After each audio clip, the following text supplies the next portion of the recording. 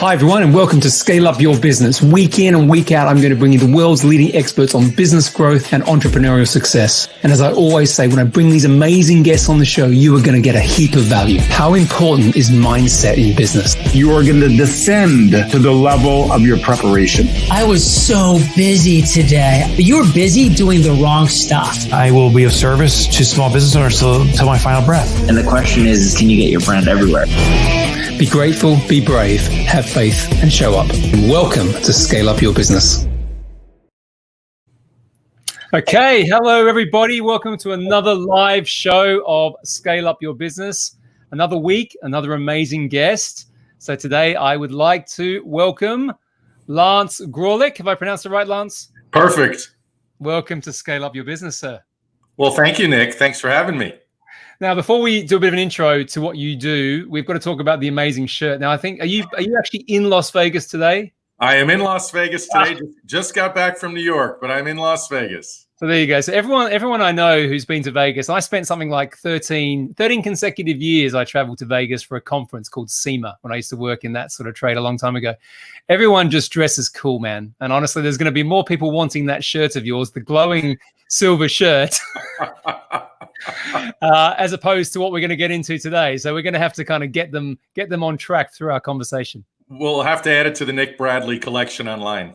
Oh, there you go. You know what? I need it. I need as much help as I possibly can with my fashion sense. So Lance, right, is the maestro of franchising. There are some brands that we are going to talk about today, which are iconic franchise brands globally. And to be frank, probably somewhat, and you're a humble guy, Lance, but you've been at the forefront of some of these huge empires in terms of their ideation, scaling them up. All those things. So it's an absolute delight having you on the show so we can get into a topic which, to be frank, we have not covered on Scale Up Your Business before. Awesome. Cool. So let's get into it, mate. So let's kind of understand a little bit of your background and experience.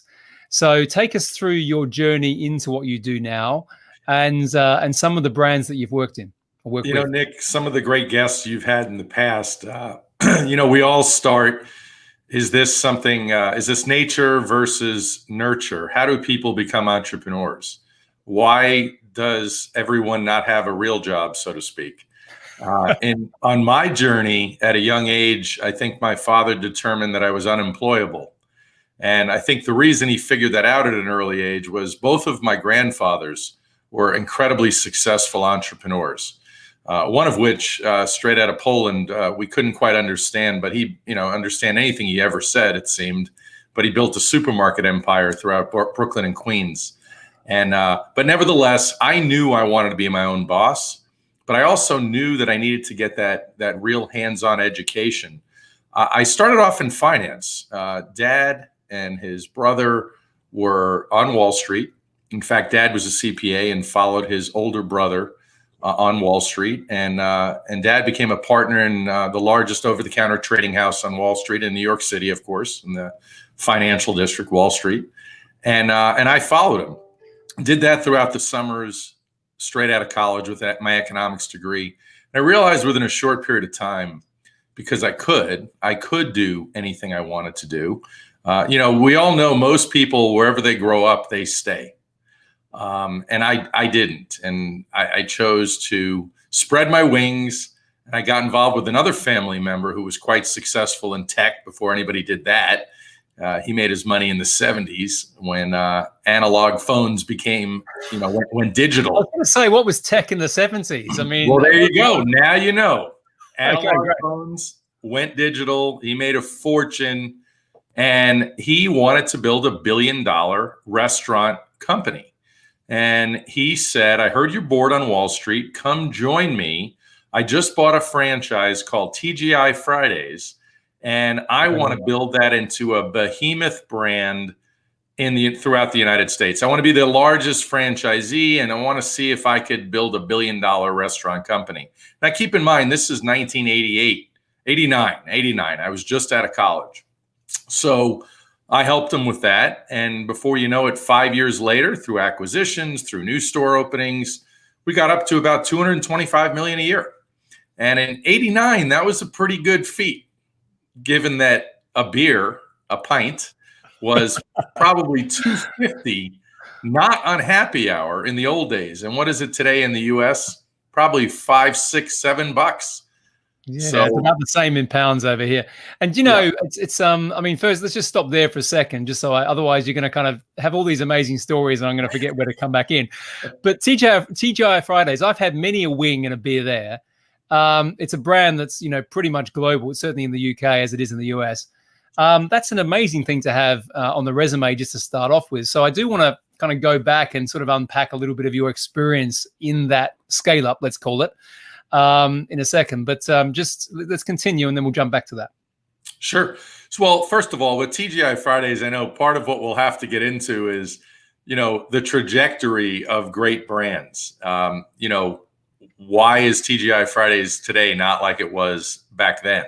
Because when I was with TGI Fridays, things were made from scratch. And, there was a lot of involvement in prep in the kitchen. And, again, without getting into the minutia of it, but after that, I was there about 5 years. I felt like I learned as much as I could. Uncle Steven went back to Asia to go build another company. That's when he finally got into wireless modems. I think he was part of the first group that did a wireless modem for a laptop. Remember that, Nick? I just turned 54 2 days ago, so I'm 46, and I'm thinking, I'm not that far behind, and I'm thinking. Sometimes technology advancements just kind of creep by you, though, and you kind of forget what it was like beforehand. So it's interesting to reminisce. But wow. Absolutely. So for me, I knew I wanted to do my own thing, and then I started consulting, and then eventually fell into another family friend. Interestingly, was the second franchisee for Krispy Kreme donuts, and he was a successful investment banker that had looked around for opportunities, and he, in the South, he kept coming across this hot glazed donut and said, I have to franchise this thing. And Krispy Kreme was not franchising in those days, but he got on the list, and he eventually became the second franchisee of Krispy Kreme. And I joined him at some point. In the beginning, I was doing too well where I was in the hotel business and consulting, and eventually I joined him. But, these were just parts of my journey that were a lot of fun, and I get bored easily. I need to be creating. My license plate on my car today is still creator. I love creating. I feel like so many people can maintain. I'm not a maintainer. I'm a grower, and I'm a doer, and I love to get my hands dirty. So that's if you ever have studied any of the stuff that John DeMartini talks about, he says, find your highest values, the stuff that you enjoy doing that doesn't feel like work. And that's where you'll have your most success.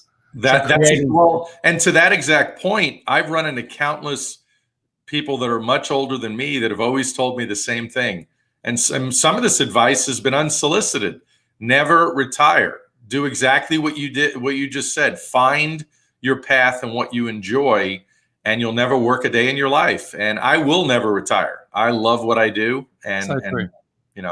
So true. Well, let's jump into TGI Fridays for a sec, and also remember, I'm a novice here on franchising. That's why I wanted to bring you on to have a conversation. Sure. To also talk a little bit just about the background of franchising, and maybe I don't want to go into a history lesson. It's not going to serve people, but your experience in that, just to understand it. But what actually is franchising is my first question. Well, franchising. Yeah. Sorry, go ahead. No, what is franchising, and why has it been such a successful growth strategy? So I just want to understand those two things before we delve into a bit more of what you've said previously. Sure. So franchising is a legal relationship where you are licensing a name. You're actually licensing a trademark, and you're able to use that name if you're going to be following this system and procedures. And you are going to have to follow this system. The definition of franchising versus, let's say, licensing, which a lot of people are familiar with, the biggest legal definition has to do with control.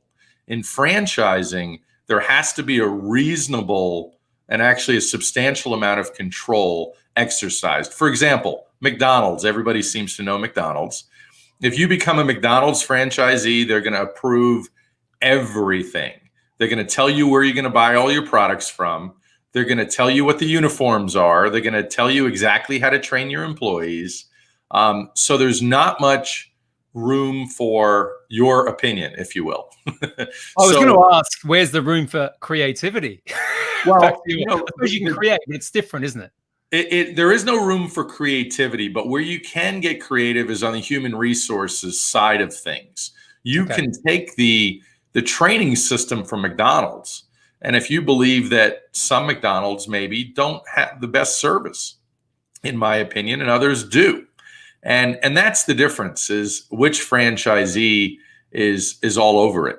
Why are some drive-throughs at McDonald's a little bit faster than others? So you have the right to be the best. Some are just, in every franchise brand, there's that bottom 10% and there's that top 10%. So that's the difference. It also brings up the question about where can you innovate and improve within a franchise model? Because clearly, the brands, I take it, is, you can't probably change the brands, I imagine. Obviously different things in different regions and geographies, but I suppose it must come under processes and systems and as you said, customer experience and those sort of areas. Boy, there's a lot to unpack in that little statement that you just brought up, because I'll give you a perfect example. When I joined Wingstop in the earlier days with Wingstop, and I got voted as I was voted on the Franchise Advisory Council by my peers, and then before you know it, I was president of the Franchise Advisory Council, and there was a lot going on with Wingstop. So conversely, look at McDonald's. If you were going to be a McDonald's franchisee today and you were joining the Franchise Advisory Council, there's always stuff to do. But when you have a very old brand, established brand, very much rooted, in a deep foundation, there's not a lot to change, unless, of course, you're lagging in sales and have same store sales declines. But with Wingstop, there was an awful lot to do. And, there was a lot of impact that we had. So that's one of the discussions I have with people when they're looking to find a franchise. I represent more franchise brands today than anybody, anywhere. And, with those 600 plus brands, there are people that have an appetite for younger emerging brands where, to your point, Nick, they can really make an impact like I was able to do at Wingstop. And I assume that was the same when you went into TGI Fridays as well, because you were at the very beginning of that, weren't you? So what that is now, the foundations of what you must have helped create those back then. Well, TGI Fridays was about 65 when it started. Alan Stillman started it in New York City. I was there 25 plus, 1989 or so. We were the largest franchisees. So yes, we did have we did carry a lot of weight. But when we were there, everything was really good. What happened at TGI Fridays midstream was the CEO and the president, two different gentlemen, had left. And that's a whole other story on, why brands start to decline, why brands start to fail. We all know the Good to Great book, right? Well, what happens when you're already great and you're the leader and you lose it, and they did. They followed Chili's and Applebee's. And let me tell you a story, Nick, as to what I think was symptomatic of the downfall of TGI Fridays that I actually witnessed in the test kitchen in Dallas, Texas. I was at a quarterly meeting where we were talking about menu rollouts, and I was there representing our group. And the corporate executive chef for TGI Fridays brought out several plates of French fries. French fries were a staple. They were fresh cut fries in the old days of TGI Fridays, and people loved them. Special seasoning that we put on them. And I see the fries, and I said, "Is this a new fry?" And he said, "Taste it." And I tasted it, and he goes, "Isn't it almost as good as our current fresh fry?" And I said, "Yes, it's almost as good, but it's not as good." And that was a frozen fry that they had been testing for a while behind the scenes, and they were doing the unveiling to us, basically ramming it down our throats to say, "This is what we decided, and now we're going with this particular product, so sorry." And I'm telling you, that was the first sort of problem, if you will, that surfaced when I said, these guys are following Applebee's and Chili's and Things are going to start coming in, pre-cooked chicken before you know it. I mean, it was awful. Well, I can see this, I can see this is where the problem lies in this world, because you've got the quality and the standard piece here, and then you've got the scalability and the efficiency piece here. And you'll know this better than anybody. That's a really interesting balance to try and get right. And there must be some decisions that absolutely enable the scalability, and they're good decisions. And there are some which are almost, we're never going to change that. Nick, I work with a lot of bright guys in private equity that invest in a lot of publicly traded restaurant companies. And these are questions that we go through all the time, because they get the TGI Fridays story. They know that brands like, remember Lone Star Steakhouse? I don't know if they ever made it. No, I've spent a lot of time traveling across the US. I think I've eaten at probably one of your franchise. I'm sure I have.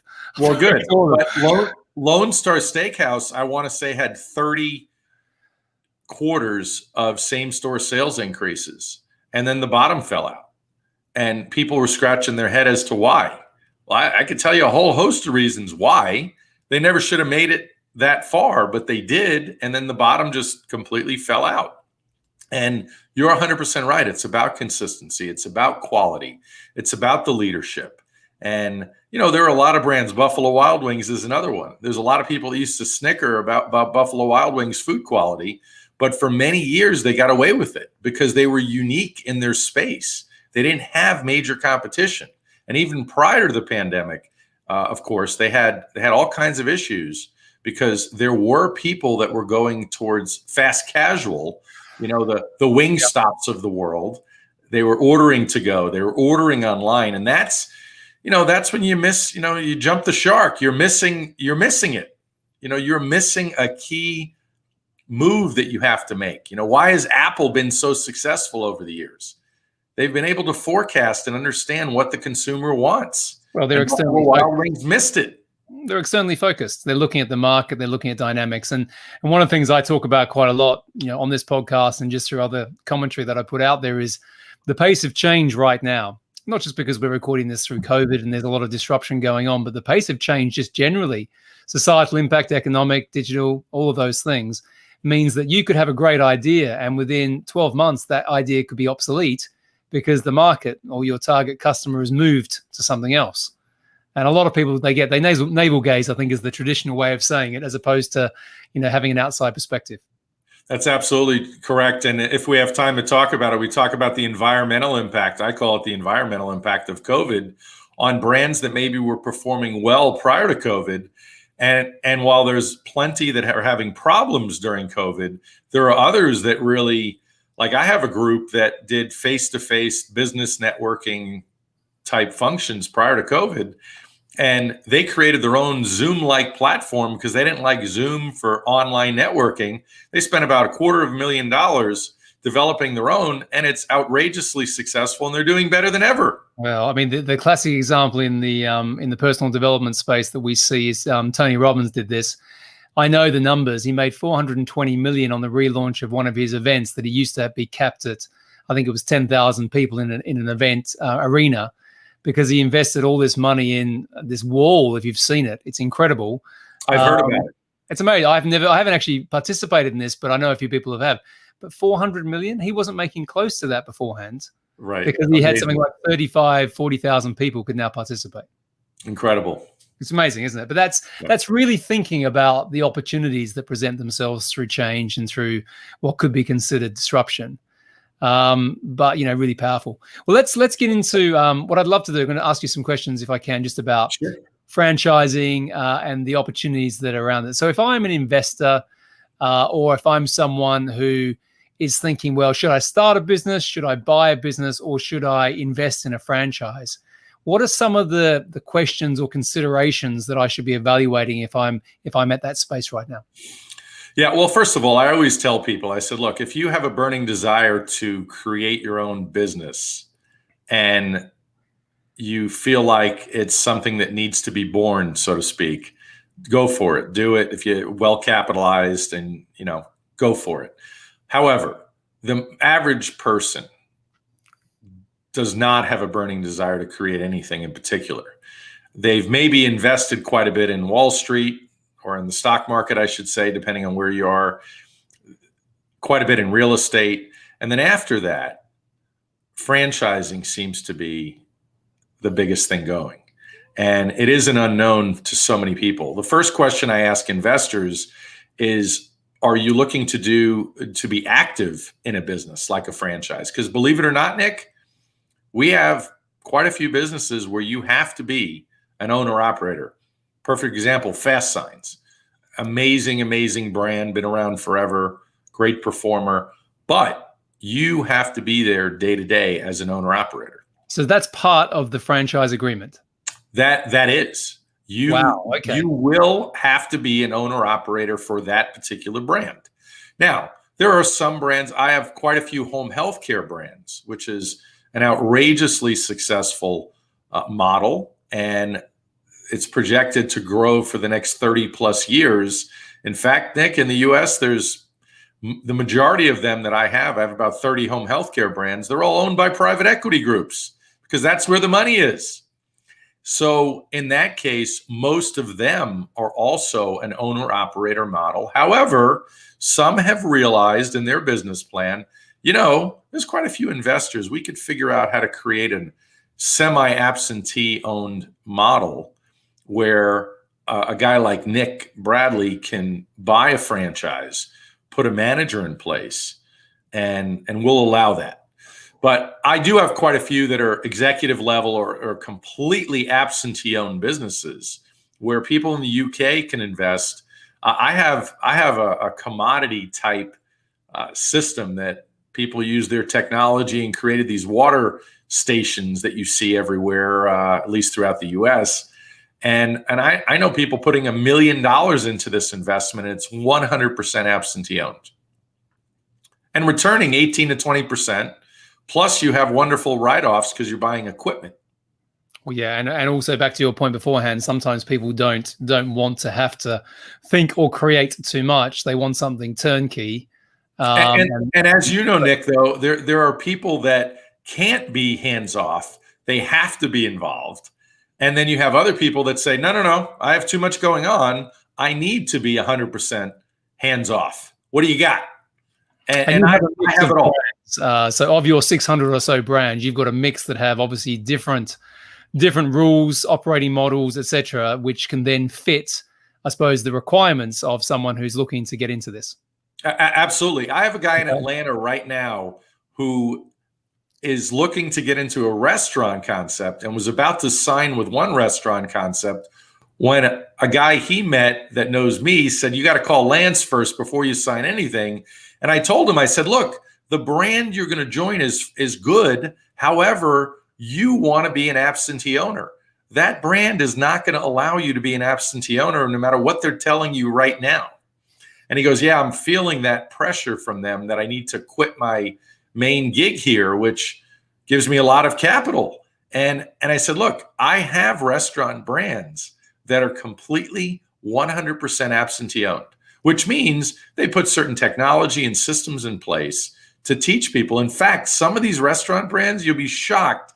They actually have a system where you can hire people that are trained managers for that particular brand to run your operation. Believe it or not. That's why I wanted to go with this a little bit, because I've got 7 companies. I've got 3 that have been bought by acquisition.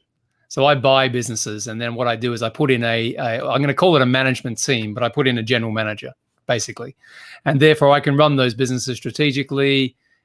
Every quarter we have a planning period, if you like, but then very, very much weekly, the businesses are run on metrics, right? So I don't have to be involved. It's owner-investor status. Absolutely. Which I like, right? Because I've got other things going on. I can get to do this, and it's all cool. But in that model, it's interesting because I was thinking that, let's say, for example, I wanted to buy into a franchise. I would want to be able to employ a team of people all the way from a general manager down to, the guy who's flipping the burgers or however it's done. Or the robot that's going to be flipping the burgers. Well, I was going to say the machine that does it. But that's interesting because I know a lot of people who listen to this show are in the same space. They're looking for things like that. So what you're saying is those opportunities do exist. Absolutely. Okay, cool. Absolutely. And what's and just back to my initial kind of question, just to be a bit more specific, why would I choose if I, again, back to, I don't necessarily want to start a business. I could buy a business. I know that I want to move into a more entrepreneurial space. And I've got some investment to be able to provide into that. Why would I choose franchising? What are the characteristics that make it an attractive choice? The short answer is that it's a safer bet. It's an absolute safer bet. And quick story. I got a family friend that left banking, very successful. He knew he wasn't done. He could have retired, but said, I should invest in something. But he didn't have a burning desire to create something on his own. He looked around at different franchises and he settled on a franchise hair salon chain. Now, guess what? You're going to laugh when I tell you this, Nick.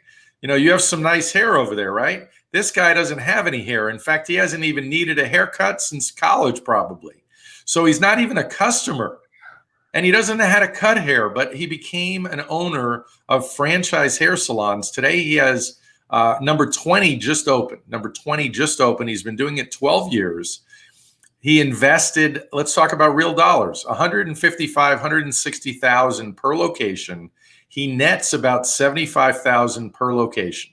So he can get his money back in 2 years or so. And so his cash flow today is $1.5 million. And right now, he doesn't do much. He works 10 hours a week if he wants to, but he has a whole team in place. That's what franchising is all about. He never dreamed he would be in the salon business or the franchising business, yet here he is, and his life is completely changed. And so in that situation, because I think again, there's some people in this listen to this podcast who'll be in that space. What would someone like that, what would their week be like? Because obviously they've got 20, right? So yes. I take it he's got to be running the businesses by metrics, and he's also going to have to be satisfying, I assume, any of the franchise agreements and just making sure there's layers of governance and things like that above what he's doing. Well, there is a lot of common sense in franchising. When you're a new franchisee, you're under a microscope. Is this guy Nick going to perform the way we expect? Seems like a very bright guy. But once you get over the hump, so to speak, they leave you alone because you just said it. It's all about the metrics. What are your sales? Are you any franchise I've ever been involved with? I can easily say I was in the top 5% of operators. And so needless to say, nobody would ever bother me. In fact, they're going to call me and we're going to talk about best practices. Why is Lance's labor better than everybody else's, and try to reverse engineer things. But yes, it's run by metrics. At the end of the day, the day in the life of a franchisee, once you've, made it in multi-unit operations, is what you want it to be. Some people are quite involved and other people are completely hands-off. Interestingly, Nick, the franchise that I'm talking about, if you were going to buy one today, they don't want you to be hands-off. They want you to be an owner-operator like my friend was in the beginning. He was involved, even though he didn't know how to cut hair. He was there. He was there greeting people, maybe playing cashier, ringing people up at the end and sweeping floors, cleaning windows. But a year and a half later, all he bought was one to begin with to feel it out. And then he bought a couple more. And before you know it, he did a big multi-unit agreement to basically take the rest of the area. So everybody has a different appetite. It doesn't matter how wealthy you are. There are people that go all in, and there are people that don't go all in until they feel a lot better. And you certainly understand that in the risk tolerance department, I'm sure. I do, absolutely. And that was my inkling when you were about to say it, in terms of the security around this, because again, the brand, the processes, all the stuff that can take that ignition in a business, that can take, where the risk lies, product market exactly. fit, all that's taken care of. So you're coming in at the point where you can effectively scale it out. And the question give me. Yeah, but let me give you it this way too. Tony Robbins always said model success, and success leaves clues. That's what franchising is. Anybody that comes to me, I want to show them the profit path.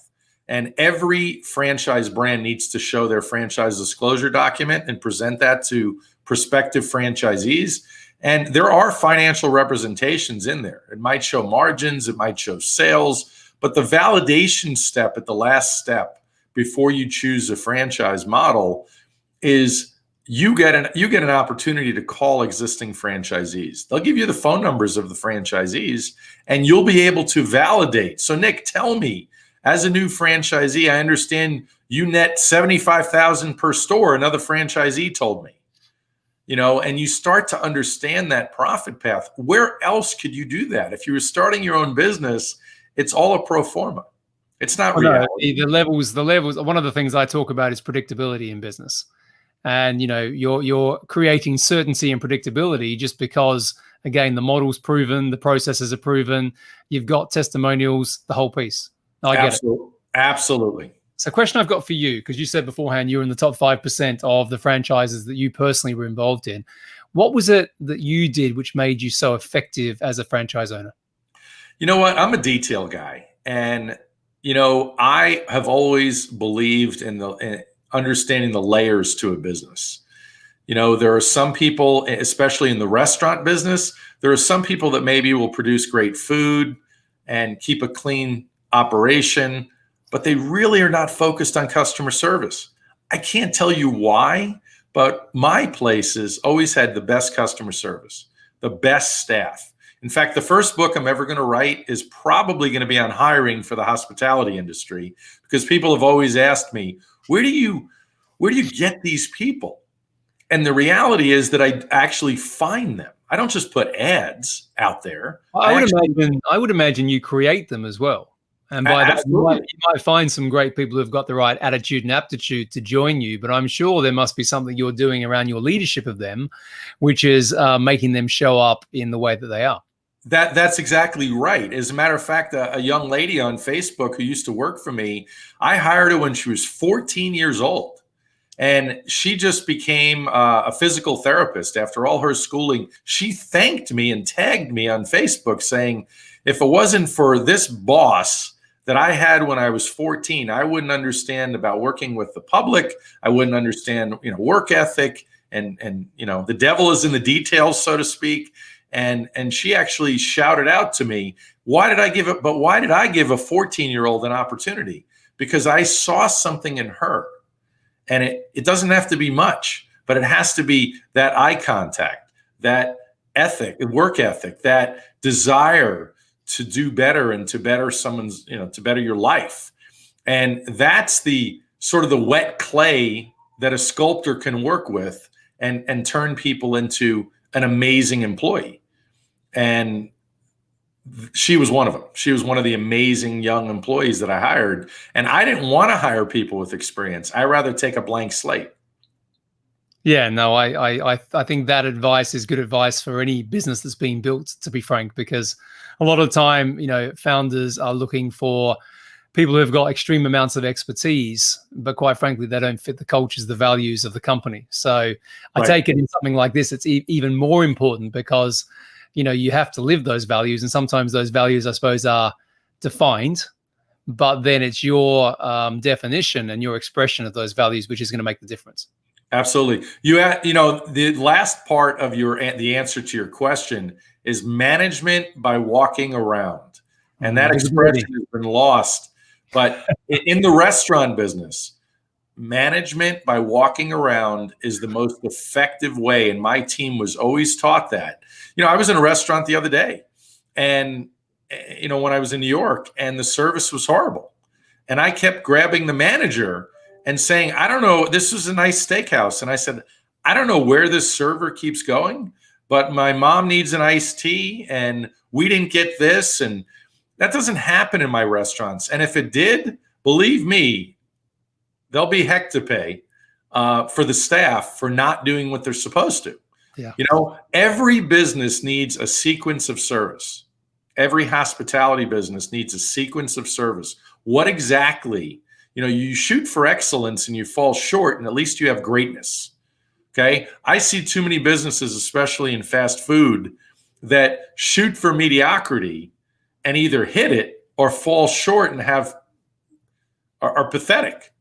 I mean, well, there's a saying that says that good these days equals poor results, great equals good, but outstanding is where everything should live. And I think the best business owners, and I'm sure it would be applicable to franchising as anything else, have pretty high standards, which then come back to your point around details, because the details matter. They do matter. Absolutely. Absolutely. Cool. All right. Well, listen, I want to go into a couple of other areas if we can. So, Please. first and foremost, I just want to kind of, as people listening to this, I'm sure people are kind of thinking, actually, I hadn't really thought about franchising, but perhaps this is something I should explore. And you said beforehand you represent a whole heap of different brands. What's the let's say someone's got, not a lot of money, but they want to get into franchising. They might have 50 grand or something like that to spend. If someone came to you like that, how would you address that sort of brief? Would you point them to a newer type of setup, or how does that all work? Well, it has to do with first of all, on my website, I should share this now. I was going to share it at the end, but it's important. On my website, I have a pretty scientific assessment that industry experts have created.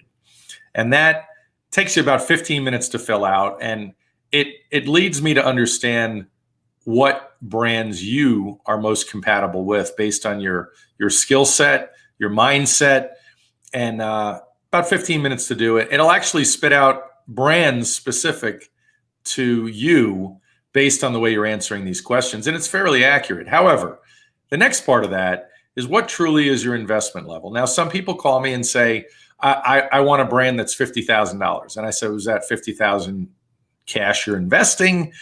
Would you be interested in a loan? Because in the US, you can do an SBA loan for $200,000 and you need a 25% down payment, which in that case would be $50,000. Some people aren't aware of that when they call me. Some people are, and they go, "Oh yeah, no, I'm good with a $200,000 loan, and I have the $50,000 and hopefully a little more to live on in the meantime because you're going to need some more working capital." But the bottom line is, there is truly, and I don't say this lightly, there's truly a brand for everybody and at every single investment level. Sometimes I'm dealing with younger folks that maybe don't have, maybe all they have is 50,000, and I can find brands for them.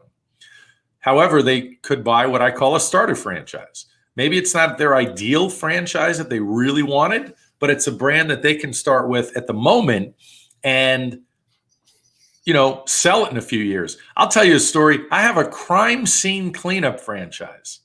Okay. My friend is president of that brand.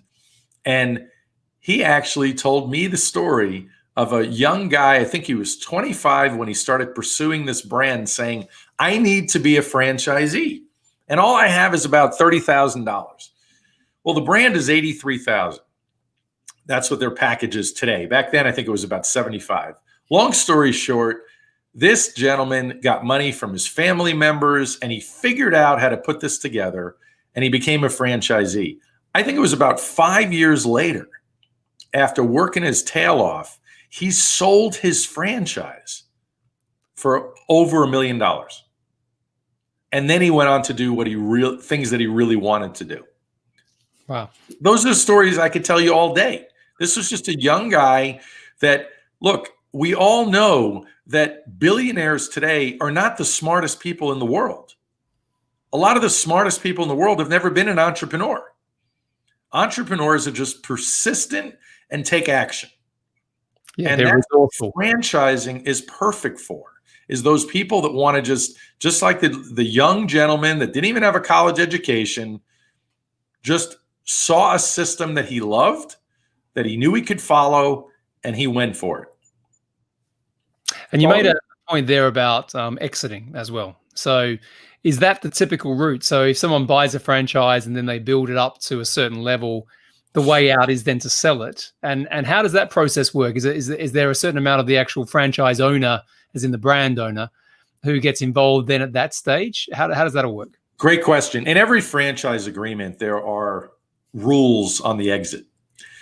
Typically, a franchisor is going to have to approve whoever their franchise brand is sold to. But a lot of times, like when I exited Wingstop, corporate ended up buying my stores, and they still own them today. So the reason, the beauty of franchising is the market out there for franchises is quite robust. So if you're going to sell a franchise brand, especially multi-units, it's far easier than selling an independent concept. And the market, typically you're going to get 4 times cash flow when you sell a franchise. Some people tell you 3 to 5 times cash flow. Some business brokers will talk about a percentage of sales. All that's garbage. It's a percentage of your EBITDA number, period. So I sold, I think, for 4.2 times cash flow, to be exact, my Wingstops. So it is, like my family friend with his franchised hair salons and $1.5 million cash flow. Do the math on that. You're talking at least a $6 million exit. And in the same way with buying and selling, let's say, non-franchise businesses, the multiple goes up with scale. Absolutely. So, is that the same here? So if you got more, it's going to be, you mentioned a multiple of 6 to 7 on the bigger level there versus a 4. Is that the same across most? Typically a multi-unit franchisee or a franchisee like I was on several brands, you're going to get 3 to 5 times cash flow. Now, if you are a franchisor, I work with quite a few people that are setting up a franchise system. They have independent, successful businesses, like many of your listeners probably, and they work through me to set up a franchise. A lot of those, even just prior to the pandemic, they could easily sell for 10 times cash flow as a franchisor, which is an enormous number. If you start to calculate how many locations do I need to get open? And then that's why it becomes a game to some franchisors. At what point do you exit? Because if you have 50, how difficult is it to get to 100? And do the math on that multiple and what that now is, whatever that number is, depending on what industry you're in. So there's quite a few that really scale up. But look, the private equity groups that are buying franchises understand the simple math. We have a regional brand. We want to take national. And, they have 150 locations now. We want to take them to 1,000. And, what does that number look like? Well, in many cases, it's actually an easier calculation to do for private equity than some of the more unknown brands that they may be investing in, because, as you said beforehand, the scale creates that certainty, which decreases the risk. That's exactly right. 100%. Yeah. Okay, so I want to sort of go to the other end of this if we can, because I get asked quite a bit. People come to me and they want help with their businesses and they have an ambition to potentially franchise a business one day. How does that process work? So if someone's got, they might have one business, they've created a brand that potentially has the ability to have let's say a multi-unit setup or whatever else. What's the beginning to go from that to a franchise model? Yeah, and I do that regularly, setting people up to franchise. I have a gentleman that has 2 different businesses who's outrageously successful, and we're setting up 2 different franchise systems for him now out of New York. It's all about the secret sauce, Nick, is what I always say. Are you franchisable? What are you doing that's different from everyone else? And I'll give you a live example. I have a young lady in the South who called me through a reference of someone else I set up to franchise. And she has these salon suites brands, a brand. She has two corporate locations and interest from all kinds of people that want to buy a franchise. Well, she wasn't set up for franchising. Well, now she is. And when you look at the salon suite space, it's where, you lease or buy a space, and you as the owner end up just renting the space to other hairstylists or nail techs or whatever it might be. Well, most of the other salon suites brands, she understood that her secret sauce was the fact that she could figure out how to open it less expensive. So the investment for a prospective franchisee, instead of being $600,000 to $800,000 to open one of these places, might be $150,000. So without getting too much in the weeds on that, she was right. And that was the secret to her, is going to be the secret to her success. And her branding is quite unique as well. So, okay, good. But it's about the secret sauce. What are you doing different from everybody else? What is your profit path?